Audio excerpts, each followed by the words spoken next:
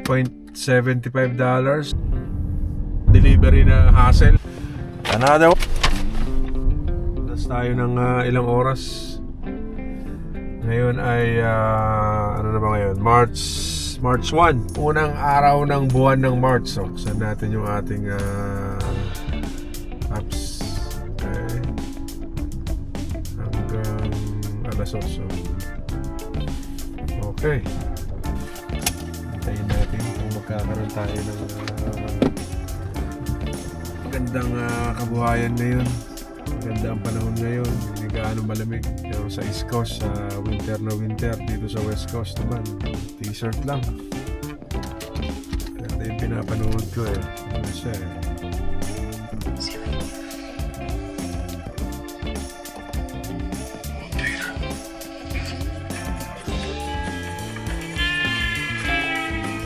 You know, $8.75.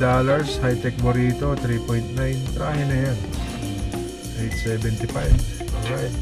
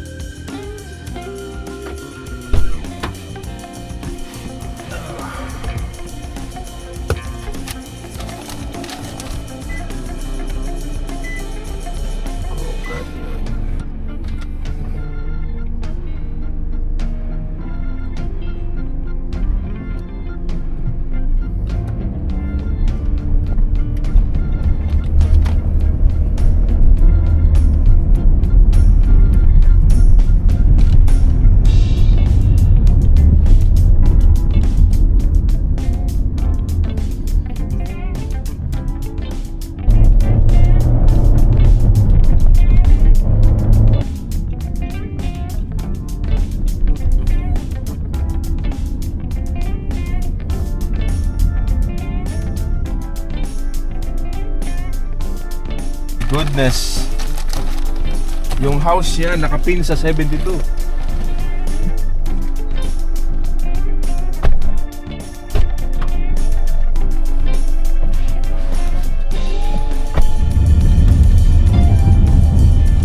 Kasi mamaya meron akong racket. Vlogging ko.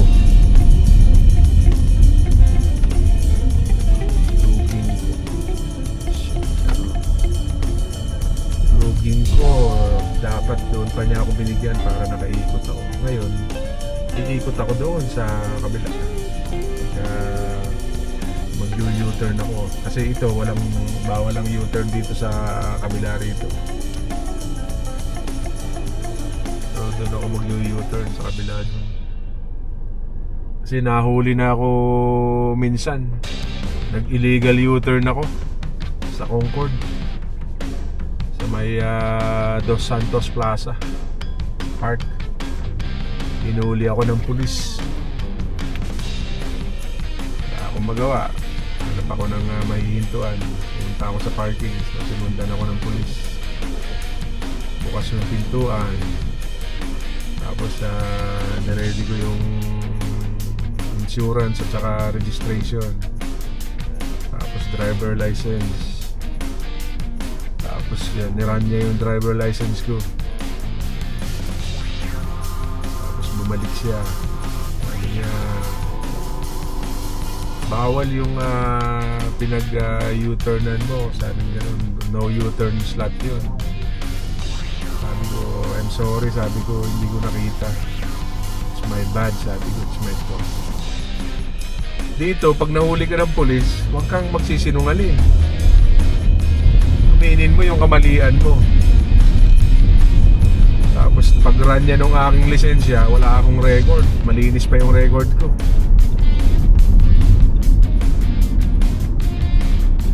Sabi niya sa akin, okay, hindi ka tayo bibigyan ng ticket. Sabi niya, wala kang record, malinis. Make sure, sabi niya, next time tingnan mo kung mga no U-turn slot yung mga lilikuan mo. Sabi niya gano'n sa akin. Yes ma'am, thank you. Okay, tapos nakita niya nagdodordas ako. Oh, sabi niya, happy dashing, sabi niya. Kasi nakita niya ako nagdodordas. Sabi ko kasi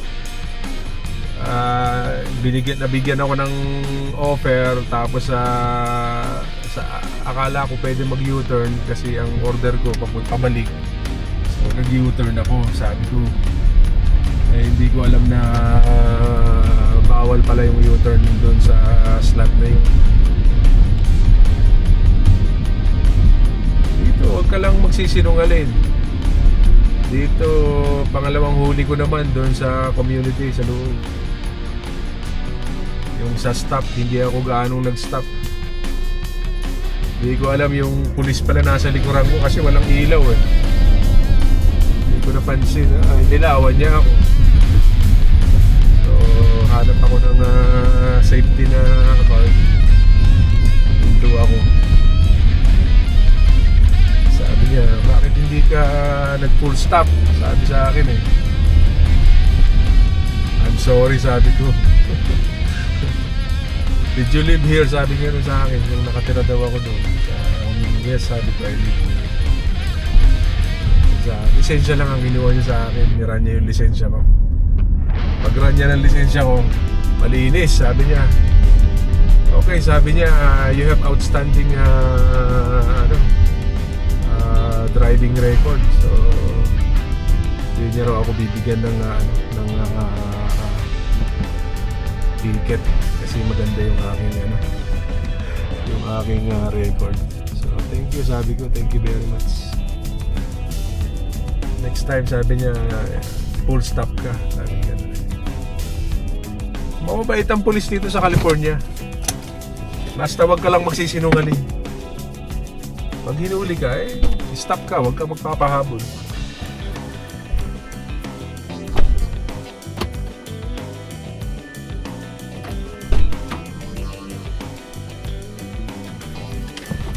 Okay. Another one. Yung ibang mga DoorDasher, pag na-make up sila ng pagkain, kahit saan lang sila nagpa-park.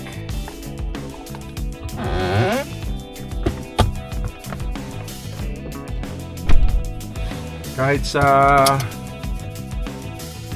sa red paint,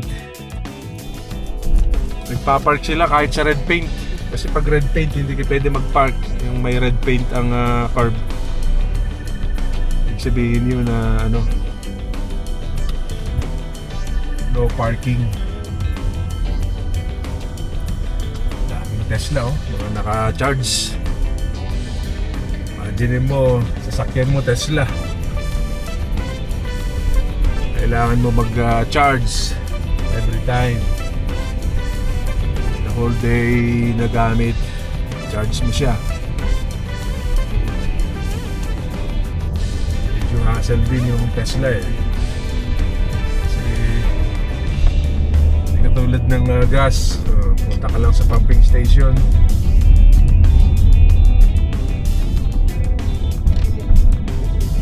minuto lang. Sila hindi. At least mga kalahating oras ka.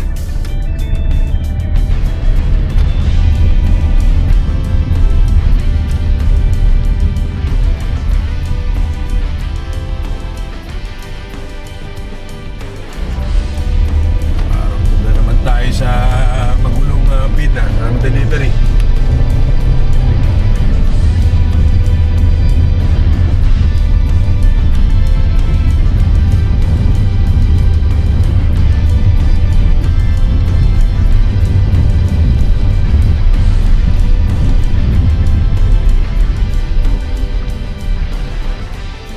Dapat mag-develop sila ng sasakyan na electric.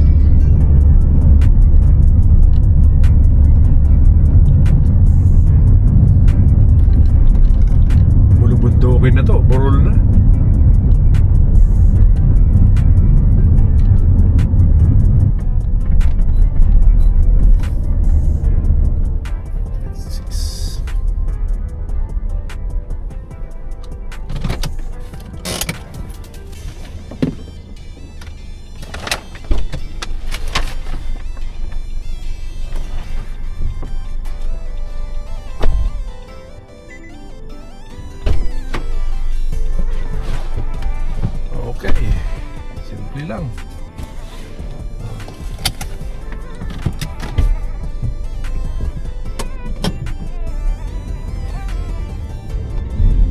Ayan, puro bulaklak na mga puno. Top zone.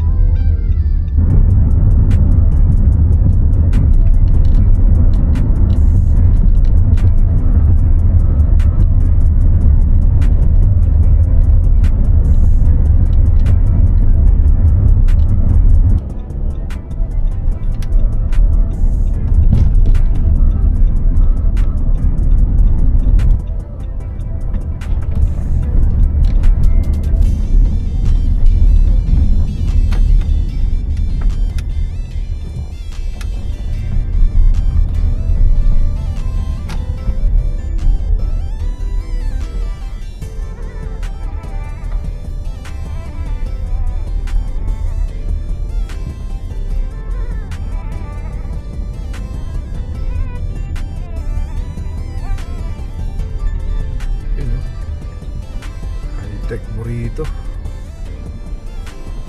High-tech burrito.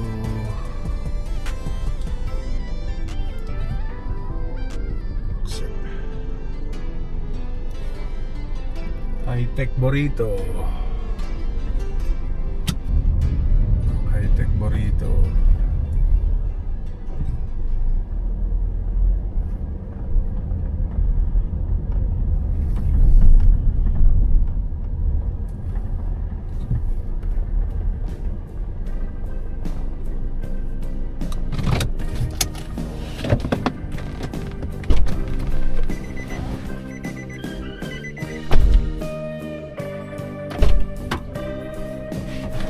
Okay. Saksak muna natin itong baka tayo maubusan ng power. Isang ka. Camino. 4 minutes. Okay.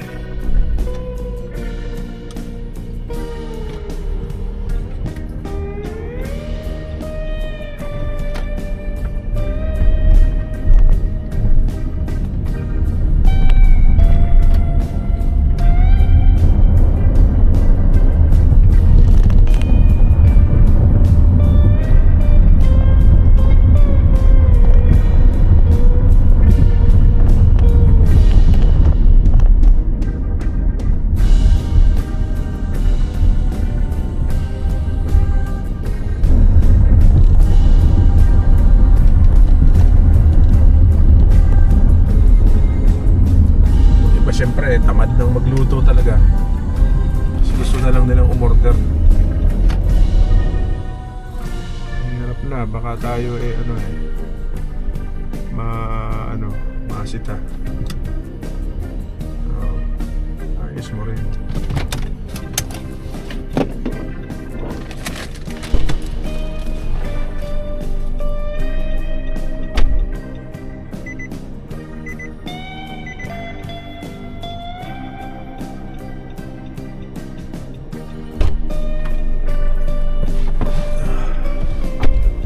Tayo doon.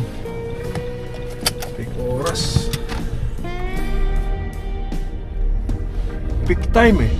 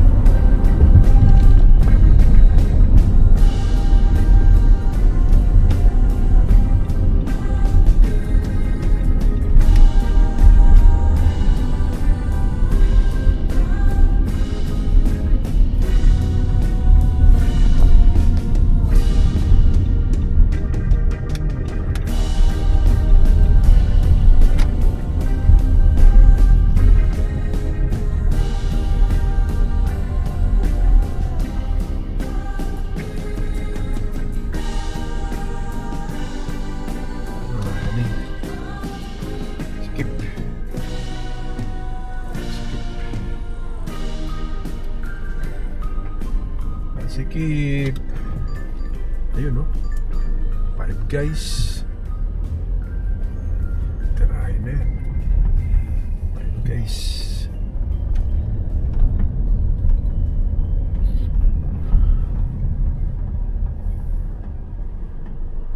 Five Guys.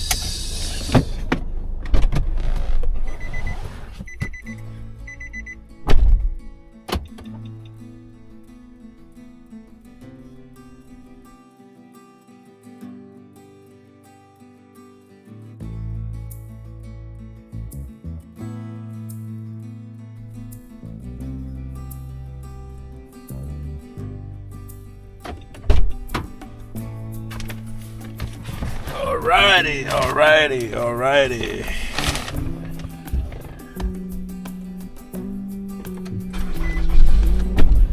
Okay. 7 minutes. 7 minutes.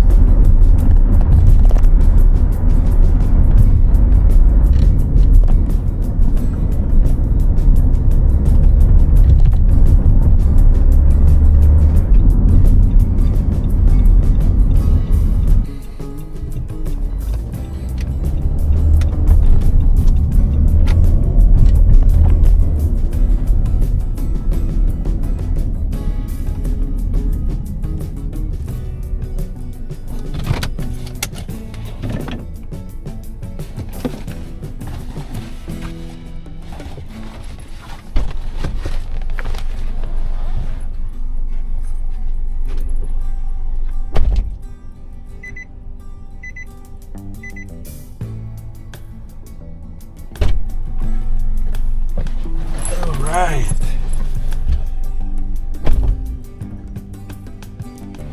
Okay.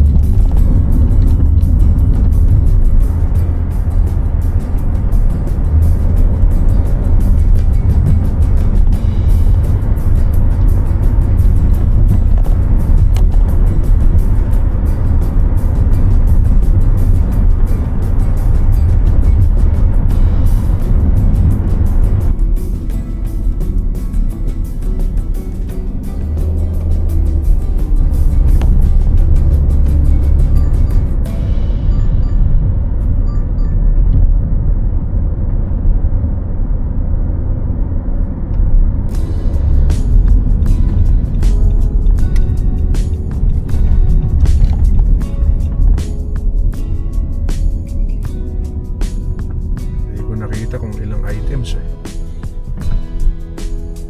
red card.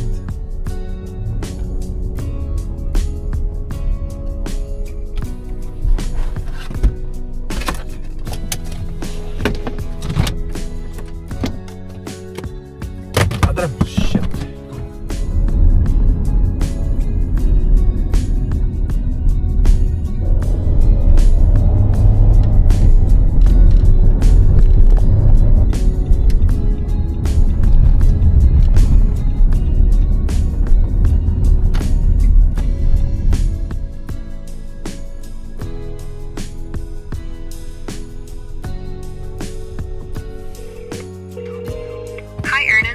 DoorDash's virtual assistant. Thank you for being a Platinum Dasher. I can help with verification, rating issues, and more. How can I help? This is in regards to reimbursement issue. Are you trying to submit a new reimbursement request? Or do you have a question about a previous reimbursement? Yes, I like to request for a new reimbursement. Just to confirm, you want to submit a new reimbursement for an out-of-pocket payment. Is that correct? Yes, that's correct. Here's what to do. Take a clear picture of the itemized receipt showing all purchased items, prices, taxes, and total. Are you ready for the next step? Yes. Ernan, I know you want to speak to a live agent. Thanks for clarifying, Ernan. I'll connect you with a DoorDash representative now to help you with your reimbursement issue. This session may be monitored or recorded for quality assurance and training purposes. Your continued participation in this session will be complete. Please stay on the line after your call for a brief survey about your experience.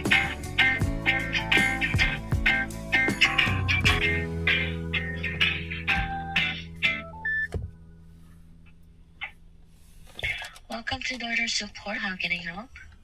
Yes, I would like to submit a reimbursement. Oh, sure. We can go ahead and work on that. Just to confirm, you did a grocery order and you paid out of your pocket. Credit Yes. card did not work? Yes, at Alright. Safeway, 3 items, yes. Safeway. Alright, perfect.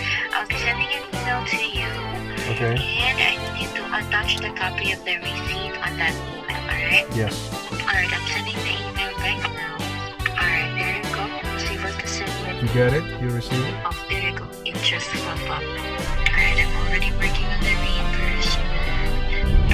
Alright, there you go, Erlen. Reimbursement has been made. I'll be sending an email to you for the payment confirmation, okay?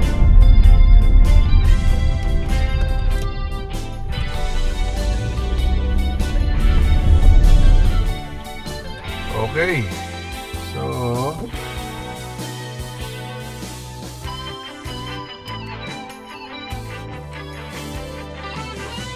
natapos na ng DoorDash. So, ngayon ang kinita is $56. Sakto. Unang order is $8.75. High-tech burrito, $4 ang tip. Bulugin ko sa Black Hawk Plaza, $3 ang tip. High-tech burrito ulit, $4 ang tip. Five Guys, $10.75, $5 ang tip. Safeway at saka Indian Restaurant, $20.25, $6 ang tip. 5 offers, 6 deliveries, $56. Hindi na masama. So, total earnings ng buong linggo, 290. Tapos mamayang umaga ng Lunes, madadagdagan ako ng incentive.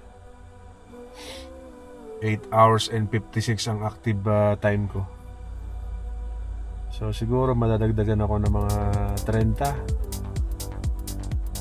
Baka $30 na additional. So mahigit 300 na rin ang isang linggo ko. So ayos na rin. Hindi na masama.